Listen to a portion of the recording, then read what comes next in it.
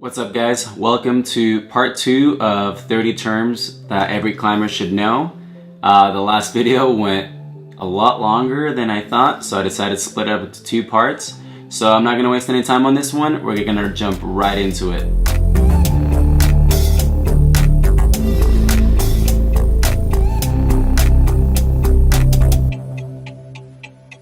Now I'm going to go over types of holds. This is also usually the way people communicate in gyms about the climbs we're talking about.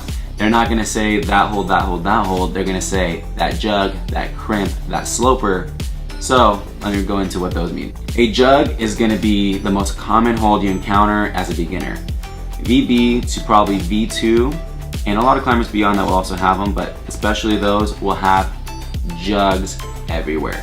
A jug is basically a hold that you can put your fingers all the way around and basically get the best grip possible by having so much contact from your hand on it. This often means you can put almost your whole hand inside of it and just makes it really easy to hang on to. So whenever you hear climbers talking about jugs, they're talking about a really good hold, something easy for them to grab. Another type of hold is called a sloper. A sloper is probably the opposite of a jug, as in there is no positive area. Positive as in there's no area that your hands can actually dip into. It usually means that your hand cannot go into anything and you're holding on to something almost like this. If you're looking at my fingers and you put your hand here, these fingers don't get to wrap around anything.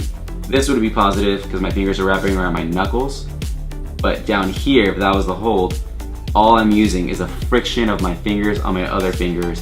They're not actually wrapping and clinging onto anything. That's a sloper. It's basically a downward or rounded hold that is incredibly difficult to hold. And those are actually really cool to hold once that you actually have the strength to do it. Then we have pinches. A pinch is pretty much what it sounds like. It's a hold that you can pinch on both sides. You can usually use your thumb on one side and your fingers on the other. Now, even these holds can vary greatly. They could be juggy pinches. So yeah, you can mix the terms, which would mean they're very positive on each side. You can wrap your thumb around one side, your fingers around the other, and it feels really good in the hand. But you could also have the opposite, where it's slopey on one side, slopey on the other, and it's a very hard pinch. But in general, it's one where you can put your hand on both sides and squeeze in order to hold it. Now we have probably the most advanced type of hold, and that is called a crimp. A crimp is a really small edge where you usually can't get more than just the tips of your fingers on in order to hold on. You'll see this on a lot of higher grades, usually around V5 and higher. And these holds are so rad to hold.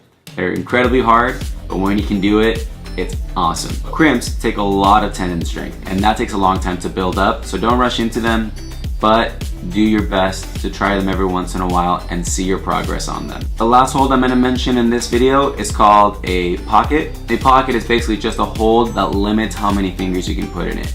Occasionally you have 4-finger pockets, but in that case, they don't necessarily have to be called a pocket. Quite often you can only fit 3 fingers, sometimes 2, and sometimes only even 1 finger into that hold. Now I'm going to go over moves. Again, these are terms that people use to communicate their beta and how they're doing a problem.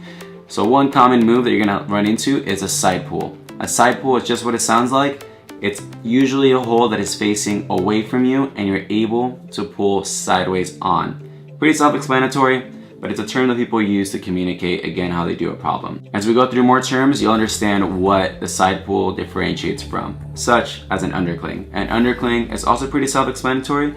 It's one that you grab under. So in these holds, you're gonna stick your hand under the hold, and basically the best way to get leverage on these is to stand up as high as you can on them. A lot of the time when you're starting out, you're gonna encounter these on really juggy holds, but they don't feel that good when you're under them because you essentially have to pinch if you want to pull yourself up from that when it's above your head. But as you bring your body up, you're able to feel the undercling as a more positive hold and pull yourself in to reach for another hold. Then we have a flag. This is a really good tool to have. A lot of people when starting out don't think about using their feet on the wall when there's not a hold. A common mistake a lot of beginners make is to only use the holds on the wall. But you can also just put your foot against the wall, applying pressure, not necessarily on a hold, but just on the surface of the wall. And that's a flag. What flags usually keep you from doing is from losing your balance when reaching for certain holds in certain positions. So if you're ever having trouble because your body is swinging out, maybe try a flag on the opposing side that you keep swinging towards to see if it can keep you on the wall. One of my favorite moves to do is called a heel hook. A heel hook is done when you put your heel on a hold and you use it almost to pull in or support your body. So it's almost like using your feet normally, but instead of using your toe, you're using your heel for support to keep you on the wall. Now, heel hooks are typically done on bigger holds like jugs, but as you get more advanced, you can actually do it in some pretty small holds to do some really cool moves. One of the most common moves that you're gonna do is called a bump. And that is simply when you use the same hand that you just used to go for the next hold. So with climbing, it's not always left, right. Occasionally you're gonna do the same hand twice. If you just went up left, it might be easier to go up left again to the next hold. And that is just called a bump. One of the most popular moves in climbing that beginners love to watch, at least, not necessarily do, is called a dyno. A dyno is just a jump from one hold to another. This usually involves your entire body leaving the wall and then catching on with your hands and then bring your feet back to catch yourself and get back on the wall. Now, sometimes you're done intentionally by route setters and problems, and sometimes people just do it because it's fun or because it might be easier to them than doing the static beta. Static means you're doing it without moving much. The difference between dynamic and static climbing is one involves more momentum and one involves more strength to keep yourself on the wall and being able to reach. A dynamic climber is going to do dynos, and they're also going to be using their momentum to swing and catch things very quickly. A static climber is going to do a lot less abrupt movement. So often what this means is on a climb where somebody else might have used their momentum to reach a hold, a static climber is going to bring their body close with one arm, be able to lock that arm off so that their body stays where it is, and then reach up. Now that usually takes a lot more strength, but it all comes down to technique. In my last video, I mentioned how I'm more of a static climber and dynamic moves are difficult to me. And part of that is that the dynamic moves that are involved in climbing also involve more coordination. And honestly, to me, it's easier to do the static moves where I don't have to also aim while trying to be powerful. So I'd rather be static, use power to keep my body tight, and reach for something, having time to catch it rather than having a millisecond to make the catch from a jump. Another thing you're gonna see in the gym is what's called campusing. Campusing is basically when you're going up holds using only your hands and not your legs. Campusing looks a lot like using the monkey bars, but instead of in a horizontal setting, you're doing it in a vertical setting. This could be a great workout tool, but I wouldn't prioritize it over basic technique training. But occasionally, it is easier than doing moves with your feet on the wall. Another word you're gonna hear a lot is crux.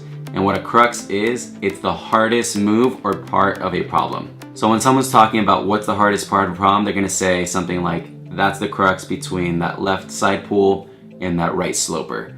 Getting to the right sloper is really hard. That's definitely the crux of the problem.